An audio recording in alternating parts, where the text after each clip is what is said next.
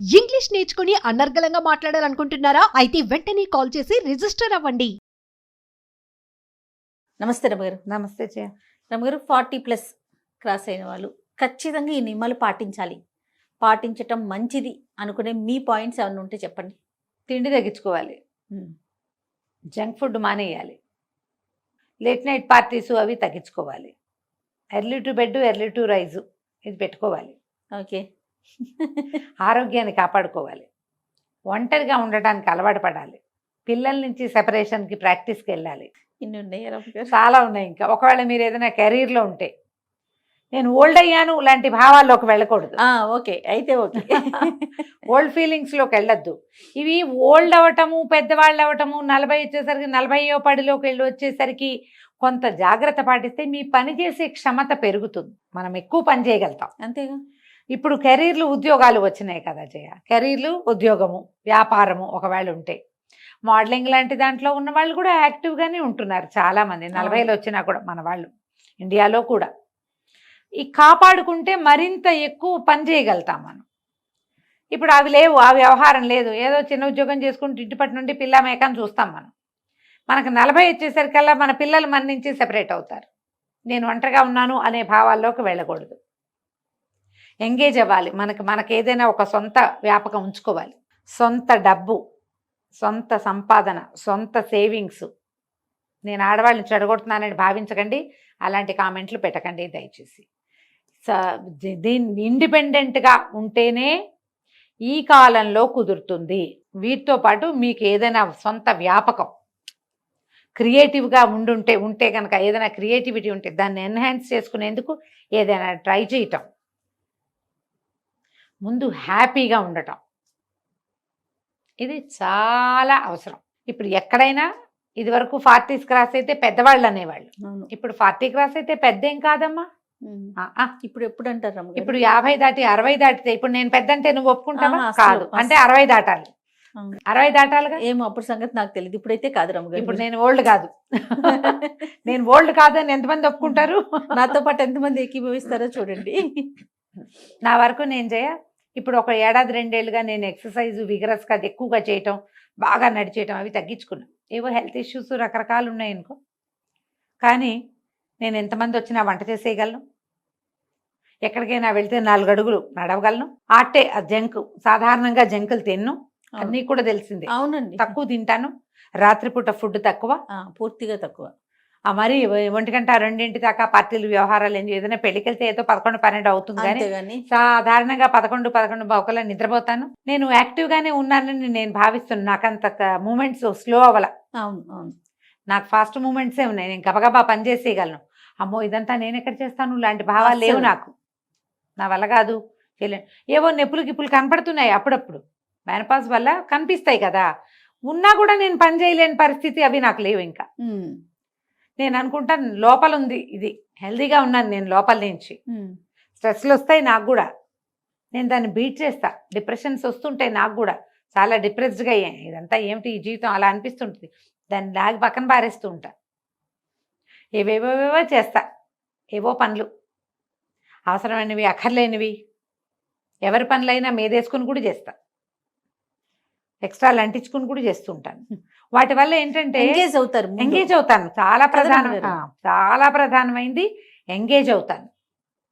నేను ఎంత బిజీ స్కెడ్యూల్స్లో ఉన్నా నాకు కూడా లోన్లీనెస్ వస్తుంది. నాకు పెద్ద గుంపు ఉన్నా కూడా, అవును, దాన్ని తొలగించుకోవడానికి కూడా నేను ప్రయత్నం చేస్తూనే ఉంటాను. ఇలా నిరంతర పోరాటం చేసే పద్ధతిలో ఉంటేనే మనం హాయిగా బతకగలుగుతాం. ఇది నేర్చుకోండి, నాకెవరు నేర్పలేదు. అలాగే ఇంకా లేకపోతే నేను కూరుకుపోతున్నానని తెలుస్తోంది. నువ్వు కూరుకుపోతున్నావు అని ఎవరైనా మీకు చెప్పాలా? నాకు అర్థం కాదు అసలు. అది ఎప్పుడు ఏదో బాధగా ఉంటుంది, ఏమిటో విసుగ్గా ఉంటుంది. నేను ఇందులోకి వెళ్ళిపోతున్నాను. నేను ఒక సినిక్గా మారిపోతున్నాను. అందరినీ విమర్శించటము, ఎవరి పట్ల సాటిస్ఫాక్షన్ లేకపోవటం, జీవితం పట్ల సాటిస్ఫాక్షన్ లేకపోవటం, మన పట్ల మనకి సాటిస్ఫాక్షన్ లేకపోవటం, సెల్ఫ్ ఎస్టీమ్ కోల్పోవటం, మనని మనం శభాష్ అనుకోకపోవటం, ఇవన్నీ ట్రబుల్స్ 40 తర్వాత వస్తాయి. ఆ 40 దాకా మనం బిజీగా ఉంటాం ఎంతో కొంత. ఇక్కడి నుంచి మన లోన్లీనెస్, మనకి జనాలతో సెపరేషను, ఆ శరీరం కొంత సహకరించకపోవటము, కాస్త బ్యూటీ వ్యవహారాలు కొద్దిగా మేకప్ పెరిగి బ్యూటీ తగ్గడము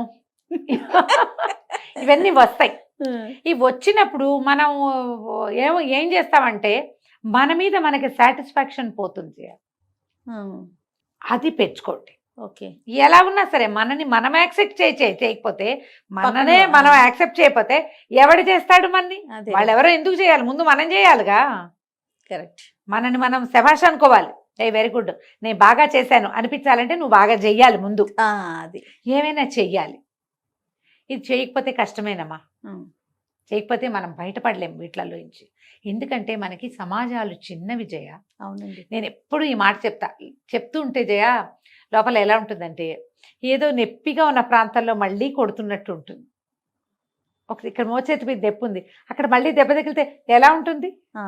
అలా అనిపిస్తుంది నాకు ఈ మాట చెప్పటానికి. మనకి మన అమ్మా నాన్నలకి మనం ఒకళ్ళే ఇద్దరే పిల్లలుగా మనం కూడా ఉన్నాం. కొంతమంది నా ఏజ్ ఉన్న వాళ్ళు ఉన్నారుగా. మీకు కజిన్స్ తక్కువ, అందరికీ ఒక్కొక్కళ్ళు ఇద్దరిద్దరు. మధ్యలో ఈ కరోనా దౌర్భాగ్యం వచ్చి కొన్ని పోయినాయి టికెట్లు, జనం తక్కువ. ఫ్రెండ్ సర్కిల్ మెయింటెనెన్స్ అందరి వల్ల కాదు, ఫ్రెండ్స్ తోటి కూడా తూతూ మేమే అనుకుంటూ ఉంటారు. ఒకళ్ళనొకళ్ళు యాక్సెప్టెన్సీ పోయింది. ఎప్పుడైతే మనం పాండమిక్ చూసామో జయ, ఇతరులని భరించటం అనేదే పోయింది మన దగ్గర. ఇప్పుడు అలవాటు పడిపోయిందంట. ఇప్పుడు లోన్లీనెస్సే కాదు, అవతల వాళ్ళలో తప్పులు ఎంచడం మనం ఎక్కువగా చేస్తున్నాం. ఎంతసేపు తప్పులు ఎంచుతాం. అవును. అప్పుడు ఎవరుంటారు మనకి మనమైనా ఉండాలిగా. అంతేగా కదా. మనుషులు ఉంచుకోండి. 40 దాటాక ఫ్రెండ్షిప్ చేయండి. ఇది ఒకటి నేర్చుకోండి. మీకంటే చిన్నపిల్లల్ని చూసుకోండి, వాళ్ళు యాక్టివ్గా ఉంటారు. మనం వాళ్ళతో పాటు లాగేస్తాం. నాకు అలాగే ఉన్నాయి టికెట్లు, చిన్నవి చిన్న ఫ్రెండ్స్. వాళ్ళతో మాట్లాడుతూ ఉంటే మనం ఇంకొంచెం యంగ్గా అవుతాం. అవును అవును. మన ఏజ్ ఫ్రెండ్స్ మనకి ఎలాగ ఉంటారు? మన క్లాస్మేట్లు, కజిన్స్, క్లోజ్ కజిన్స్ ఉంటారు. వీళ్ళతో పాటు చుట్టుపక్కల ఇళ్లలోనో ఏ ఫేస్బుక్ ఫ్రెండ్సో యంగ్స్టర్స్ అనగానే ఎక్కడికో వెళ్ళిపోద్దమ్మా. కొంచెం మోతాదుగా ఉండి ఉంచుకోండి ఫ్రెండ్స్. ఎవరితోటైనా కబుర్లు చెప్తూ ఉంటే అప్పుడు అన్నీ బాగుంటాయి. నేను ఎప్పుడో చూసాను జయ గుడ్డి సినిమా. గుడ్డి తెలుసా నీకు? ఎవరికి తెలీదా? అందరు చూడండి, నా ఫేవరెట్ సినిమా. తెలుగేనండి? కాదు, హిందీ సినిమా. జయబాదురి యాక్ట్ చేశారు అందులో. జయబాదురి అప్పటికి చాలా యంగ్, ఆవిడ మాకంటే చాలా సీనియర్ కదా, చిన్నపిల్ల. అందులో ఒక ప్రార్థనా గీతం ఉంటుంది. సబ్కో మన్కో శక్తి దేనా మన విజయ్ కరే, దూసరో కే జైసే పెహలే ఖుద్ కో జై కరే. ఇది ఆ పాట. అపని మన్కో శక్తి దేనా మన విజయ్ కరే, మన మనసు విజయం చేయాలి. ఈ పాట ఎంత బాగుంటుందో, నేను అసలు బాగా పాడలా, ఎంతో బాగుంటుంది. ఆ 2 వాక్యాలు నాకు చాలా చిన్నప్పటి నుంచి ఇష్టం. నాకు హిందీ వచ్చిన అర్థమయ్యే నాటికి చూసిన సినిమా అది. ఎవరినో జయ కాదు, ముందు నీకు జయకారం చేసుకో. నిన్ను నువ్వు శభాష్ అనుకునే లెవెల్లో నువ్వు ఉండు. అంతే. నువ్వు ఏడ్చినట్టుండి ఏదో ఒకటి చేసేసి శభాష్ అనుకోవద్దు.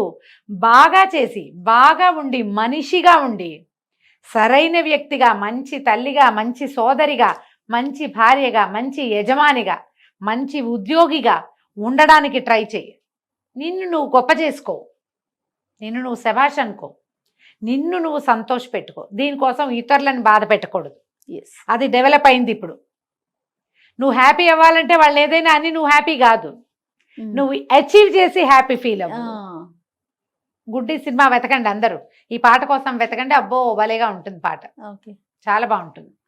అసలు ఆ 2 వాక్యాలు చాలు, ఇంకేం వద్దు. మన పట్ల మనకి డిస్సాటిస్ఫాక్షన్ ఉంటే దాన్ని పోగొట్టుకోండి. స్ట్రెస్ రిలీవ్ అవ్వడానికి ఏదైనా చేయండి, ఎనీథింగ్. మిమ్మల్ని గోతుల్లో పడేసే వాటిలోకి వెళ్ళొద్దు. సెల్ఫ్ ఎస్టీమ్ని కోల్పోకుండా, నీ కుటుంబ మర్యాద, పరువు, పద్ధతి పోకుండా, చెడకుండా, వాటిని పాడు చేసుకోకుండా, మరి మీరు ఎక్కడికో దిక్కండా పైన మనకు అందని ఎత్తులు ఎక్కడానికి ట్రై చేయండి. డెఫినెట్గా. ఇది 40 తర్వాత ప్రతి వాళ్ళు అసలు మనం ఏమిటి, ఎలా ఉన్నాం, ఏమిటి మన సంగతి ఏమిటి, ఈ పీరియడ్స్ ఏమిటి, ఈ రకరకాల ప్రాబ్లమ్స్ ఏమిటి, ఈ హెల్త్ ఇష్యూస్ ఎందుకు వస్తున్నాయి, దానికోసం మనం ఎక్సర్సైజ్ చేయాలా, డాక్టర్ని చూడాలా, జిమ్కి వెళ్ళాలా, యోగా చేయాలా, ఏదైనా ప్రాణాయామం చేయాలా, ఏదైనా థెరపీ తీసుకోవాలా? ముందు మీరు ఆలోచించండి. మీకు చేత కాకపోతే మాలాంటి పెద్దక్కైన ఎవరైనా కనుక్కోండి. తప్పకుండా రమ్మగారు, అప్పుడు ముందుకెళ్ళండి, బాగుంటుంది. ఖచ్చితంగా. నమస్తే అండి. నమస్తే జయ.